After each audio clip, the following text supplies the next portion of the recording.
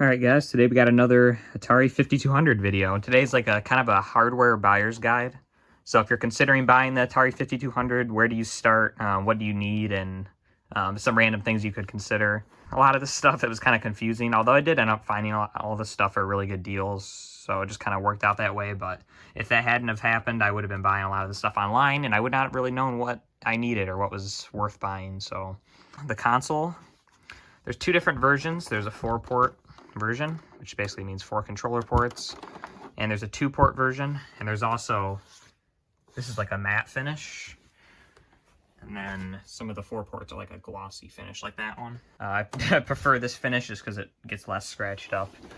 When you're buying a 5200 console, first of all, you need to consider, if it's a 4-port, you're going to need that special switch box. I didn't get one here. There is actually one back there, that little red label on it. You're going to need one of those, and those are pretty expensive now, and they're pretty hard to find. A lot of times they won't come with the consoles when you're buying them secondhand, but you will need that for the 4-port consoles. Like, here's a AC adapter right here. Things are freaking huge. As you can see, there's no power connector on these 4-port models. So this actually plugs into the video switch box. Basically, the console and the power supply both plug into that box, and then the box just goes right into your TV. So kind of a weird setup there. I don't know what they were thinking with that. The 2-port models fix this. So the AC adapter would just plug right into the console, and then the video would just go right into your TV, just like any other normal system. Things to consider with these as well is a lot of the 4-port models will not work with the 2600 adapter. So if that's something you're considering, then go with a 2-port. But I don't really care about that because I have a 2600, so I don't really care. Another thing I've heard with the 4-port models is they have better game compatibility. I've heard some people having issues with the 2-port models on certain games. I haven't had that experience personally, but I have heard that it is a thing. And the 4-port models, since they have that weird switch box, a lot of times they will have worse video quality. But I don't know, I've always just liked the 4 ports just because it feels more classic. Like, this is the original version of the console that came out, so that's what I use. And mine works well, so I really don't have any problems with it. If you guys haven't seen my other videos, I do have a whole Atari 5200 game library. I have all 69 games, and I made a top 10 video on my top 10 favorites of those 69. So if you guys are interested about games at all, watch my other videos. This video is just mainly about hardware. So in terms of the consoles, I guess just go with what you want to use. For easy usability, I would say I would recommend the 2-port probably to most people. But if you do want the 4-port, it is a thing. Another thing too is these doors a lot of times will be broken. So if you're buying one, especially on eBay, and they don't show it, like if they just have like one picture, definitely ask about the door. And if you're buying it online, make sure the seller is going to pack it well, because these things will break in shipping for sure. They are very fragile at this point. And they're also very big, so a lot of sellers just aren't going to package them well, and they will end up getting destroyed. So just make sure you're buying from a reputable seller. I sell on eBay, and I sell these. I actually have a few for sale right now, so if you want a nice one, definitely buy it from me. But anyway, I'm going to go grab a 2600 adapter real quick so you guys can see what that looks like. All right, so here's the 2600 cartridge adapter, or as they call it, the VCS cartridge adapter. These things are pretty cool. It's basically has a whole 2600 console built into it. It has the controller ports, the difficulty switches. It has everything. So these do work well. It's just kind of, if you have a 5200, you probably have several 2600s. So these are kind of pointless today, but definitely a cool collector item at the very least. And they do work well. So, but as I stated before, they don't work with the 4 ports. Although my 4-port over there does actually work with these. Apparently the later 4 ports will work. I don't know exactly how to determine which one would work and which one wouldn't, but I would just kind of stay safe with it, and just if you have a 2-port, then you'll be good for sure, and you'll be able to use this.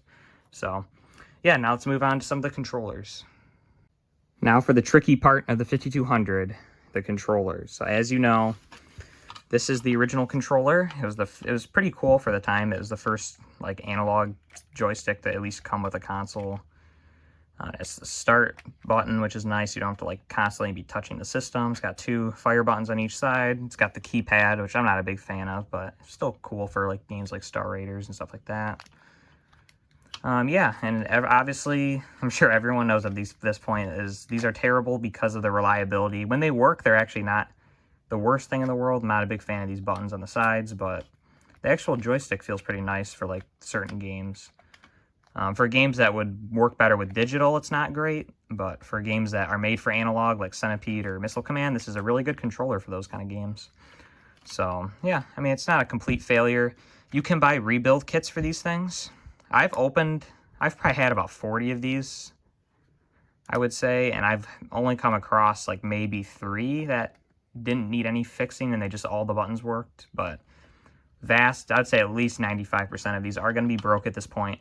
So if you're considering using one of these, definitely get one of those rebuild kits. They have like gold-plated contacts and a whole new flex board. I've never done that before, and I'm thinking of doing that soon just for a fun project. But I've heard that it's a very good option. So that's something to consider. Don't completely write these off, but just know if you do want to use one of these, you're probably going to have to refurbish it or buy a refurbished one that's already been done for you, which you can buy on eBay. There's a fair amount of sellers that do that. Here's one of the greatest accessories for the 5200 is the Trackball controller. It works really well. It has true analog movement, just like the controller. The buttons are decent. It's got the number pad. These are pretty reliable too. These will generally work. But if they don't work, they're hard to repair. So it's kind of like a risk-reward kind of situation. You may need to replace the bearings in these. This one has original bearings, and it's okay. I use it, and it works well enough. But yeah, a very big controller. It's like, here's my hand. It's pretty freaking big, but that's great for a trackball. You set it on your lap, and you're ready to game. But yeah, these are pretty reliable, and I would definitely recommend these. They are expensive, though. They've definitely been climbing up in price. But if you can get one, especially for a good deal that's tested, it definitely could be worth it. You could even risk buying it untested, and you probably will luck out, but you never know. Here's an accessory for the original controller. This is just for Space Dungeon and Robotron. I don't think any other games really took advantage of this. Basically, you would get 2 remotes, slide them in. It's pretty tight fit. I'm not even going to push it in here, but then you can easily operate both controllers at the same time. Pretty cool. And this is the official Atari one. And they are supposed to have these little foam pads in the bottom. A lot of times those are missing from these. Let's go with my favorite option here. This is the WiFi controller. They all say command control, like all the WiFi controllers, but these are very nice if you can get them working. This is what I use, like if I'm just jumping and playing the 5200, this is what I'm going to use. The only issue with these things is, well, there's a few issues. For one, it's has analog, which is good, but it has like the dials that the paddle controllers use for the 2600, so those can get a little jittery over time. As you can see here on the bottom, so the stick right now is self-centering, which I would prefer for most games, but if you don't want that, you can just flip these 2 locks, and now the stick is free-flowing. So like for Missile Command, this would be great, but for Pac-Man, this would not be very good. So it just kind of depends on the game, but it's really nice to have the option. That's why I like this controller. Just a lot of options. It feels good. Buttons feel very nice. Nice little micro switch buttons. And yeah, very well built.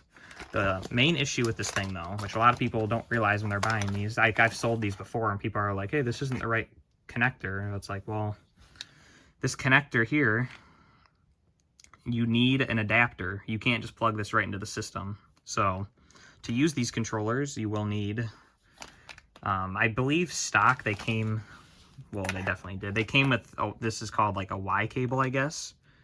So basically you'd plug the WiFi controller into this input here, and then your 5200 original controller into here. So then it'll give you the start and all the other like number buttons, compatibility. And you'll also need to center this controller. So if this controller is jacked up, you're not going to be able to use this with the Y cable. So you want to make sure this is completely centered and all the buttons are working on that.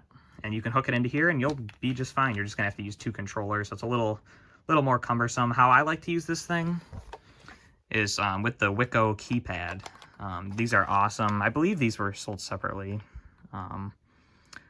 These are very well made, very well built. I have 2 of them, and both of them work perfect, and they were just untested kind of deals. But the buttons feel really nice, and you don't have to worry about the centering. So you basically can just use this thing, and you're ready to go. You don't have to mess with 2 controllers. So this is really, in my opinion, this is the best way to just play games, is with this and this. But again, this is going to cost some money for sure. Just these alone are going for like good $100 now. So, but I mean, it can be worth it. This system is really fun. So it's just kind of up for you to decide. And these a lot of times will have broken locks. Like I think I have one for sale right now that's like this, where you'll put it in the locked position and it just won't recenter on either the X or Y axis. So definitely another thing to look out for. These can break, but they are, I would say, pretty good overall. As long as the locks aren't broken, they're probably going to be fine. Here's another very expensive endeavor if you want to go this route. The Master Play interface. This basically allows you to use a 2600 joystick or anything compatible on the 5200. And there's some options here depending on what you want the buttons or what controller to do. And you have to plug, just like the Y-splitter, you have to plug an original 5200 controller into this adapter. This little thing here, this auxiliary fire control, when you bought these new, this is, someone did this back in the day, they electrical taped it to it. And it was adhered here, but unfortunately it did break off. I'll have to re-glue this at some point. But they actually came with this little button. A lot of people don't know this. So this, you would want to mount on your controller like this person did. This is just a Wico bat controller for the 2600. And that would give you 2 button support. And then the connectors right here. This guy, he electrical taped it down the whole cable. So it works pretty well, honestly. And it gives you that 2 button support. But for a lot of games on the 5200, you need the analog. So it's kind of hard. I mean, for games that don't require analog movement, this is a really good option. But you're not going to be able to play the whole library with this. And as I said, these are very expensive and very hard to come by. So it's kind of a hard option. The best affordable option are these things. These were made by Atari Age. I believe you can still buy these. So this one, if you're going to go this route, I'd recommend buying both of these. So this one is for PC joysticks. You will need an original 5200 controller just for the start and everything else. That's a common theme here. If you want to go with a lot of these third-party controllers, you're going to need one of these, which is why it's kind of weird, this system. You're going to need an original controller in some capacity for most of these controllers. But this allows you to use like a PC joystick, so like this Microsoft, it's like one of these Sidewinder ones, yeah. So one of these, so you get analog movement, 2 buttons, and this one even has like centering controls, which is really nice. That works super duper well for the analog games. And for digital games, you can use this, the 7800 adapter. So you plug the 5200 in, 7800 there, and then you have the 2 buttons. So these are really good. I think these are around $30, $40 or so, so that's really not bad. So if you've got a working original controller, these are awesome. Especially if you have a lot of PC joysticks laying around, like it's kind of fun to experiment and see like what would be best for it. I kind of like this, although it has a lot of travel, so I don't know. But yeah, these are good options for sure. And another really good option, this used to be my main thing, is the Competition Pro joystick. I used to swear by these, but obviously they don't have analog, so it's kind of, you can't use it for every game. But these do have the Y splitter built in, so you won't need that annoying Y cable like this controller. So that's nice. So it's not as confusing in that way. So you will have to hook up this controller to this input, and then you just hook this end right up to the system. Very nice clicky arcade feel here. All micro switches. The buttons, a lot of people like these. I'm not the biggest fan of them. They just feel kind of shallow, I guess. They do click when you press them down, but yeah, this is a really good controller for the digital games. Again, if you want analog, this is not the one for you. So yeah, I mean, that's like the main controller options for the 5200. I just kind of wanted to make this video just because I've had all of these for many years now, and I've had a lot of experience with them, so I felt that I could share some information and hopefully make you more informed on your buying decisions. If you're trying to buy some of this stuff online, it can be definitely a little confusing to figure out exactly what you may need. I mean, nothing here is really a bad option. It just depends on what you want. So it's kind of just based on personal preference. If you want to use like your older accessories, this might be a good option for you. But yeah, anyway, that's the video. Thanks so much for watching, guys, and have a great day. If you guys have any questions about the 5200, just feel free to ask me. I probably could answer it. But yeah, anyway, thanks so much for watching. If you want to see my top 10 favorite 5200 games, there's a video about that. Go watch it, and have a great day. Bye.